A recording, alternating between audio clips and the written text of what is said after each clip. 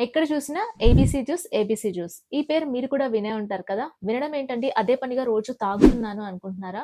కానీ మీరు చాలా పెద్ద తప్పు చేస్తున్నారు. I'm sorry to say this ABC juice never works. పని చెయ్యకపోగా దీనివల్ల చాలా సైడ్ ఎఫెక్ట్స్ మాత్రమే వస్తుంటాయి. ఎందుకు అనుకుంటున్నారా? Hi this is doctor Rasagna homoeopathic physician. First of all A juice అయినా తయారు చేయాలి అంటే మీరు జ్యూస్ చేసిన తర్వాత దాన్ని ఫిల్టర్ చేసి మీరు తాగుతున్నారు.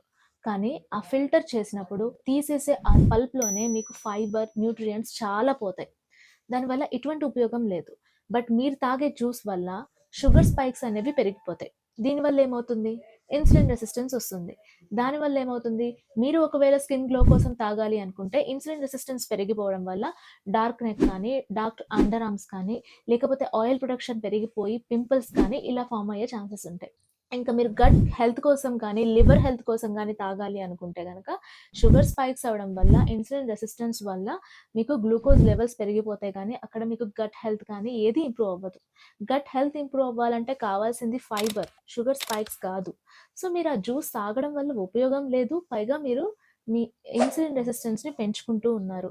సో, మీరు ఏం చేయాలి? ఆ ఏబీసీ జ్యూస్ బదులు మీరు కూర్చొని అవే వెజిటబుల్స్ అదే బీట్రూట్, క్యారెట్, యాపిల్ అనేది మీరు కట్ చేసుకొని నములుతూ తింటే దానివల్ల మీకు గుడ్ ఫైబర్ అనేది లోపలికి పోతుంది. గట్ హెల్త్ ఇంప్రూవ్ అవుతుంది. లివర్ హెల్త్ ఇంప్రూవ్ అవుతుంది. దానివల్ల మీ స్కిన్ గ్లో అవుతుంది. దానివల్ల మీ స్కిన్ హెల్తీగా ఉంటుంది. సో, ఎప్పుడైనా సరే స్కిన్ గ్లోనెస్ కానీ, స్కిన్ హెల్త్ కానీ స్టార్ట్ అయ్యేది గట్‌తో. చిన్న గ్లాస్‌తో కాదు. So, your skin health starts from gut, not from a glass. Thank you.